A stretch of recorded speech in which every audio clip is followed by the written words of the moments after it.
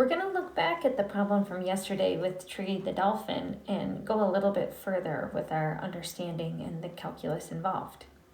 So if you remember, we have Triggy the dolphin who's jumping up out of the water and then going down underneath in a cyclical fashion that can be modeled by a sinusoidal function. And we wrote the sinusoidal function given the values in the problem, and our final answer was y equals 4 cosine of the quantity 2 pi over 6, or simplified, pi over 3, times the quantity x minus 2, all of that minus 1. Remembering that the number in front is the amplitude, how far it goes above or below the midline.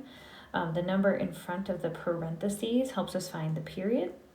And then what we subtract inside is our horizontal shift, and what we add or subtract from the end is our vertical shift. So now the next part of the question is asking for us to find when the velocity of Triggy is the greatest and what is the velocity at that time. Now, in order to find this, we need to, one, know the velocity function. Hopefully you're remembering our connection between displacement or height or distance over time to velocity. So if we are to take this equation that we wrote and find the derivative of it, we would be able to find the velocity of Triggy. Notice that this is a chain rule function that will have 2 levels, even though it looks like it has 3, I'll explain.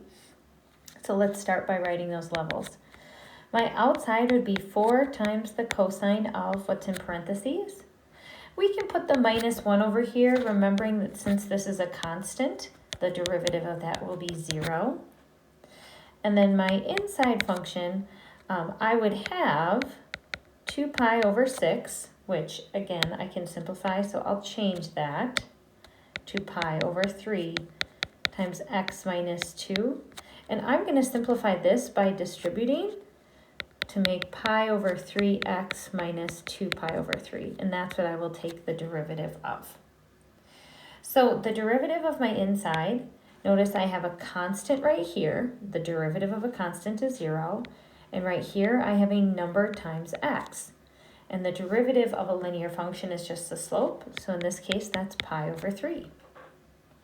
My outside, again, the derivative of the negative 1 is 0 because that's a constant. And the derivative of 4 cosine would be negative 4 sine. And what starts in parentheses stays in parentheses. So our final velocity function, v of t, negative 4 pi over 3, because I multiplied these two together. And that's the sine of pi over 3. And I did x before, but since I used t over here and we're talking about time, t would be a better variable to use. So that's our velocity function, but the question is asking when the velocity is the greatest. And this, we need to look back at the function and understand some patterns of sinusoidal functions.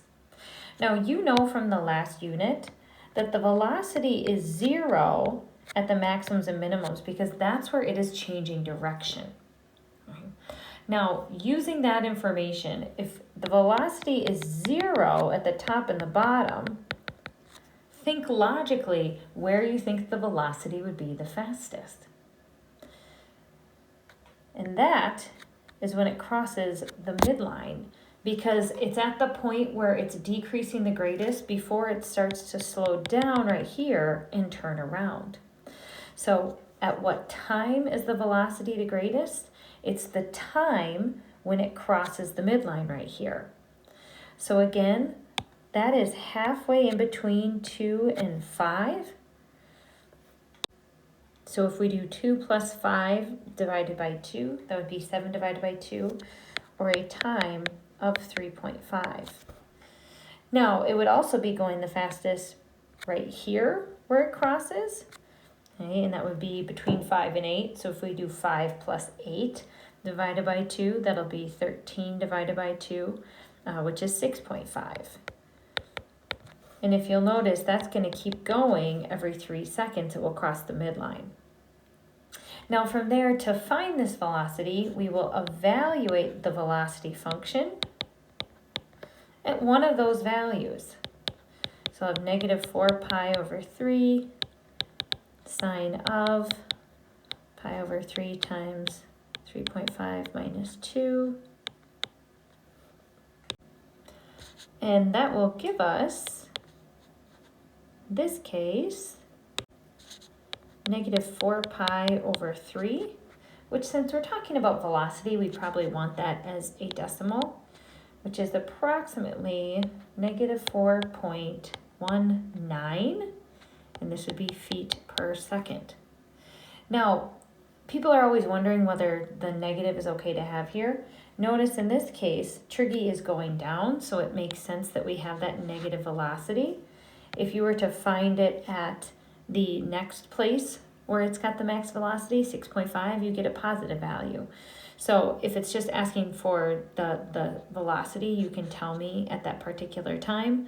But overall, at all of those points, it's going a speed of 4.19 feet per second, regardless of the direction. Finally, the last question is asking how long Triggy is submerged underwater for each jump. And this is a question that you actually need to utilize your graphing calculator for. Right, so if you look here, our water line is when x is 0. So this would be the surface of the water. And so we're wondering how long it is from here to here. So if we can find this x value, and we can find this x value and find the difference between those, then we'll be able to find how long Triggy is submerged underwater. So what I'm going to do is I'm going to put the original function into my graphing calculator, and I'm going to look for when it first crosses, so when the value is right around 0, and then I'm going to see when it comes back. So I'll do that now. So I plugged in the equation, and then I started my table at 3.2, knowing that it was just a little past 3 when it was going to cross the x-axis, and then I went up by 0.01, and I'm finding that it crosses the water first at approximately x equals 3.26. Then I'm going to find the second point. And I find that it crosses again into the positives at about x is equal to 6.74. So to find the answer for how long Triggy is submerged, I would find the difference between these two. And for that, I get 3.48 seconds that Triggy is submerged underwater. And again, that's the time when Triggy first goes underwater here at about x equals 3.26 until Triggy gets above the water again at about 6.74 seconds.